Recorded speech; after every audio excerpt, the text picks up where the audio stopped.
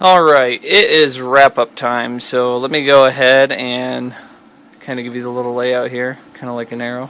But anyway, let's go ahead with the coins here. This right here was my most priced coin that I found, I think, out there. I don't know if you guys can really see the date on there, but there's a faint look of 7 on there.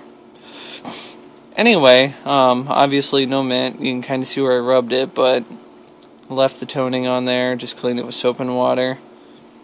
But anyway, it's a 1917 Standing Liberty quarter. Oh, sorry, I'll stop shaking here. And one way that you could tell it was a 1917 is because of the design on the back, the reverse. You look, there's no 3 stars below the eagle, so, and this was a type 1, or considered to be type 1. So, this guy right here, I was just kind of comparing conditions and all that, and it's roughly about very fine with the detail on it, because if you look at the shield, you can still see part of the middle section. It still has a little bit of detail on the head, some detail on the dress and so forth, and helps actually seeing the date, just to kind of gauge an idea. But a Type 1, very fine, about like this, runs close to $100.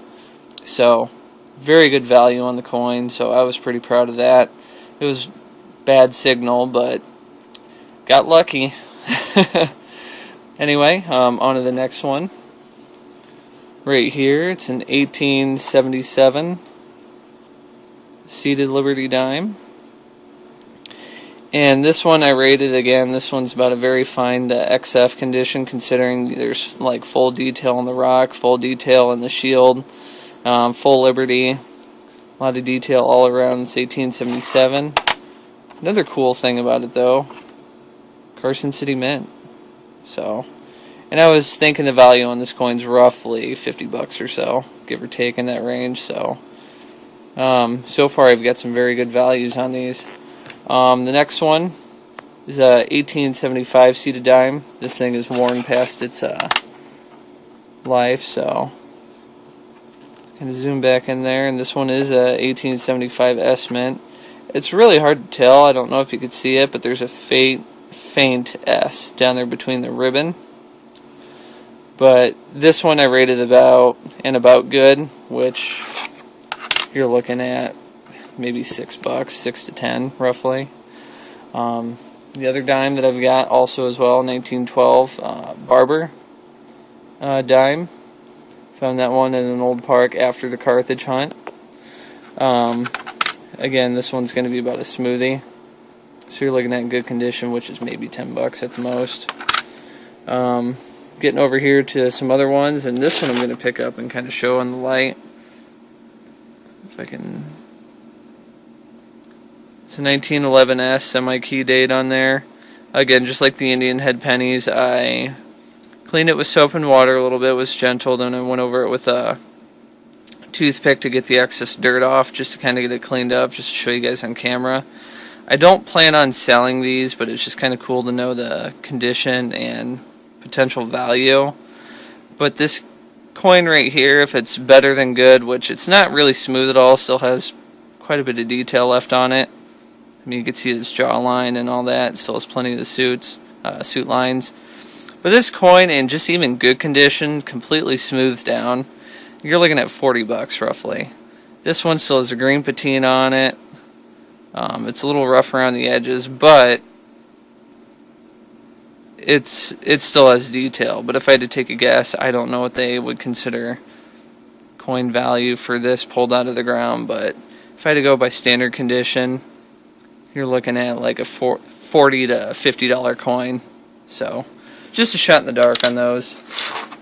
Next one here. This one's my 1867 Indian head penny. Kind of show it in the light there.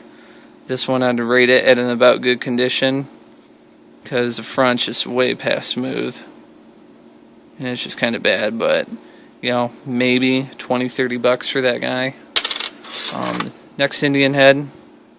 Better condition. I would just rate this one at good, though, for being a standard smoothie. This guy, just a couple bucks, a few bucks. Decent condition, though.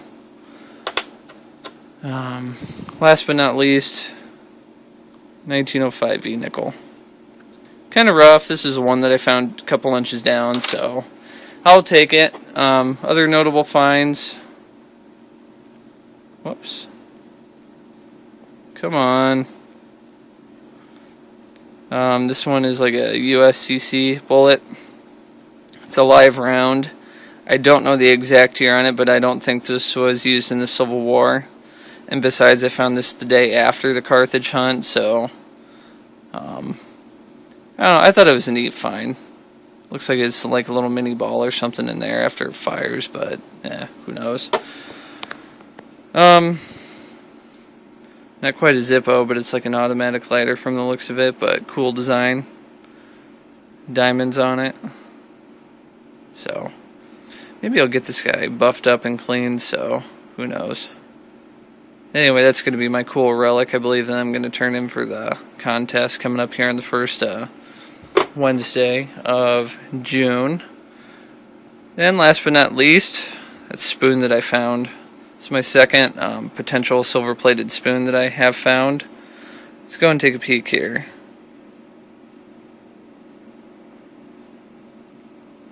This is RCCO Winfield plate, so I'm assuming it was silver-plated at one point. Yeah, this spoon rang up like a nickel. Dug it. Saw it, and I was like, you know what? It's probably just a silver-plated spoon. So, still waiting to find that one solid silver-plated. But anyway, the whole Carthage hunt, all that was is just to go down there, give metal detecting a good name, put it in a good light. If we found Civil War relics, we would help turn them in to the little tent site that we had set up. And then from there on out, it would actually, those items would get donated to the Civil War Museum down there, just so we're doing a good thing for the community and the museum and everything. So, since there was such a bad rap down there.